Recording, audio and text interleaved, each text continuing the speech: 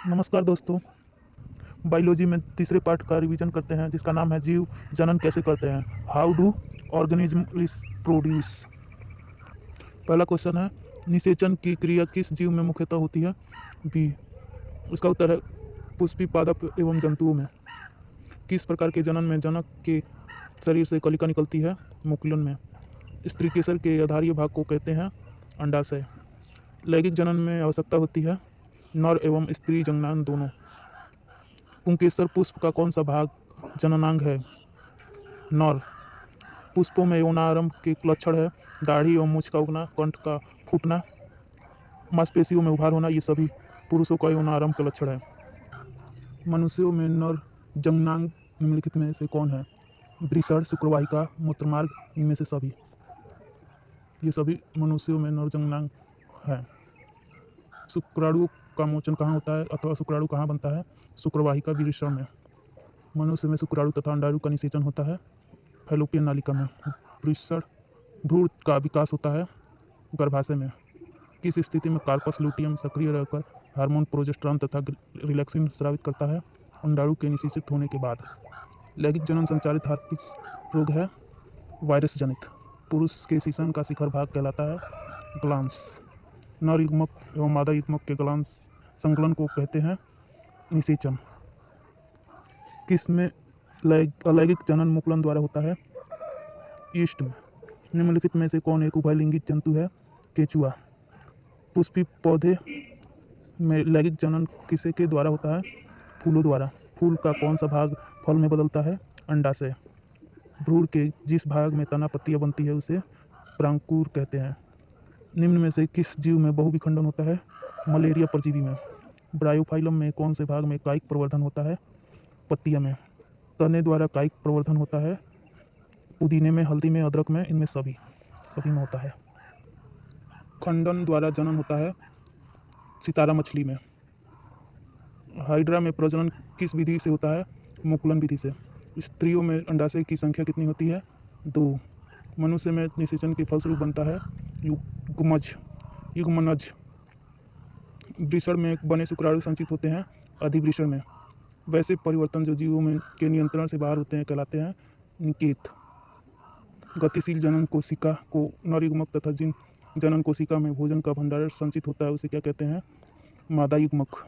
AIDS रोग का प्रमुख कारण है असुरक्षित यौन संपर्क। पंखुड़ियों का रंग का अधिकतर भाग लाल होता है। शुक्राणु का रंग परिपक्व अवस्था में कैसा होता है? श्वेत। यदि कोई महिला कॉपर टी का प्रयोग कर रही है तो क्या यह उसकी यौन संचरित रोगों से रक्षा करेगा? नहीं। मनुष्य कोशिका में गुणसूत्रों की संख्या क्या है? 46 गुणसूत्र। निम्नलिखित में विशेषताओं में कौन अलैंगिक जनन के लिए सही नहीं है? युग्मकों का निर्माण। अलैंगिक जनन में किस प्रकार का कोशिका विभाजन होता है?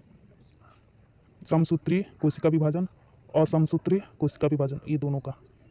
निषेचन के फलस्वरूप अंडाशय की दीवारें बनती है फल से। इनमें कौन अलैंगिक जनन की विधि है? विखंडन, मुकुलन, बीजाणु जनन। इनमें से कोई नहीं। ये कोई नहीं हो सकता है अलैंगिक जनन का उदाहरण। परागकोश में पाए जाते हैं परागकण। बीजांड की दीवारें मोटी होकर बनती है बीज। नर युग्मक तथा मादा युग्मक के संयोग से बनता है जाइगोट। निम्नलिखित में से कौन सा भाग केवल पुरुष जननांग के लिए पाया जाता है? शुक्रवाहिका। निम्नलिखित में से कौन लिंग जनन संचारित रोग नहीं है? टाइफाइड। स्त्रियों के मासिक चक्र में एक परिपक्व अंडाणु किस दिन अंडाशय से बाहर निकलता है? 14वें दिन। अलैंगिक जनन मुकुलन द्वारा होता है ईस्ट में। एड्स रोग का प्रमुख कारण है असुरक्षित यौन संपर्क। स्त्रियों में यौनारंभ के लक्षण है स्तनों की वृद्धि, नितंबों का उभरना, रजोधर्म का प्रारंभ। ये सभी। हाइड्रा में प्रजनन किस विधि से होता है? मुकुलन विधि से। एकल बीजों में प्रजनन की विधि है खंडन, विखंडन, बीजाणु समाधान, समासंध। ये सभी।